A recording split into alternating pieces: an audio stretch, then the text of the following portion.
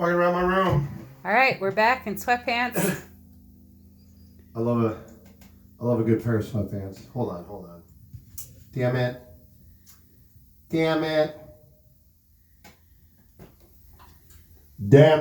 There we go.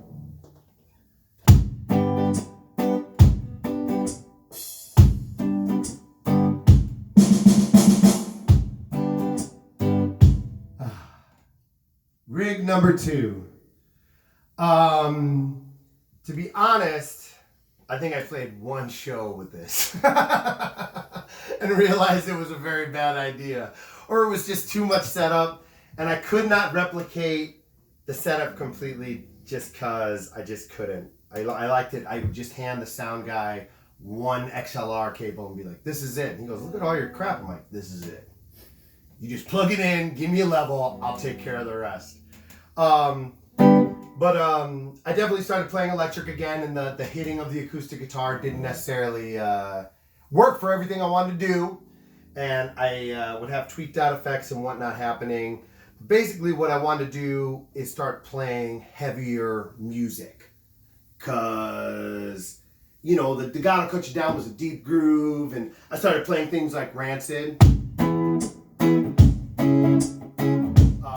All no effect style with the reggae. I've got a place to go. And we'll get more into that with more foot drums later. But here I was still trying to hit things. So essentially what I had with this rig is I want to play something faster and heavier. So I started to work in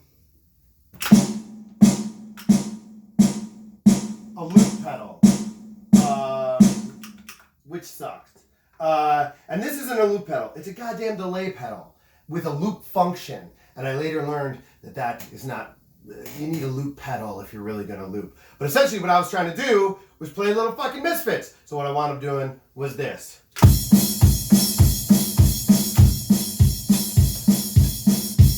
And again, you can hear the little skip. And that's maybe poor looping on my part. But like, it just, when you're in a loop, you're stuck in a loop, but it kind of works.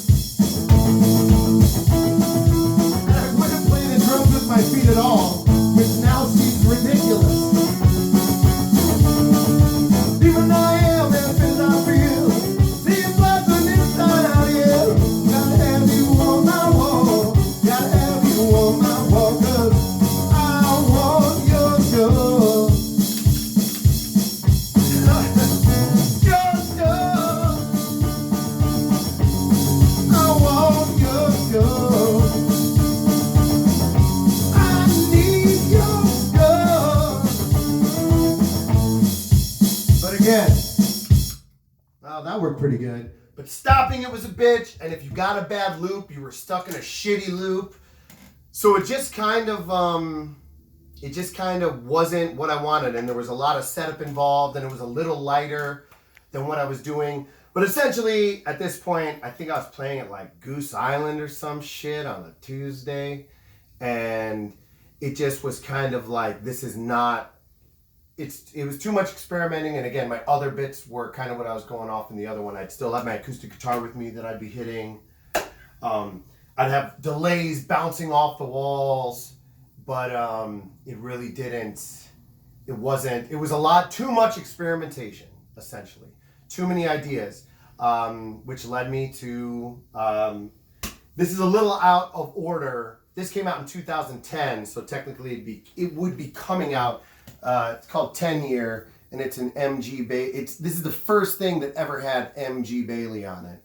So I wasn't quite MG Bailey yet with this. I think I was still going out as either Fat Cracker.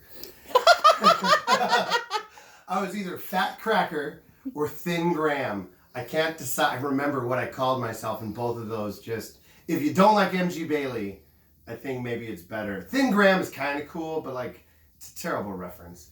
And I don't want to be Thin Graham. I want to be myself.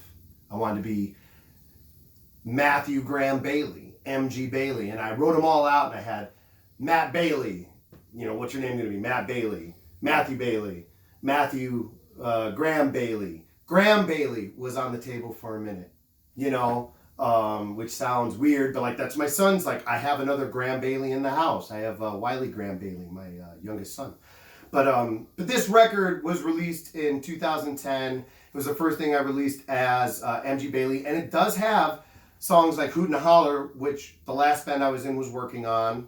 You know, that fell apart. Where the Tracks End, which was a song I wrote in like 2000 or 2001 from an old band. I decided to re-record it. It's got not Nebraska, it's got Never Nebraska was the original title of that song, which I don't even think about anymore. So that was the original title of that, Never Nebraska. A few other old ones and some stuff that wound up being written, like worked on later. I recorded this on New Year's Eve 2009 going into 2010. I recorded that night on New Year's Eve. My wife was in, no kids or nothing. We were just being lame. And I worked on my record for the first 2 days of 2010. And this is what happened. And there's no numbers. There's a lot of, you can't find this anywhere. Sucks to be you. But essentially after this, you know, kind of too much and drumming and looping, I decided to take it back to a little bit of a simpler setup. And shortly after this setup, maybe 2011-ish, because I probably didn't play a show for quite a while after this. And I was sick of playing shows in the city to empty crowds. And I this is where I started to do the street performing thing. And then this is where the one-man band, that's what we'll pick up next time, is where the MG Bailey street performer lifestyle took hold. Goodbye. See you next week. Bye.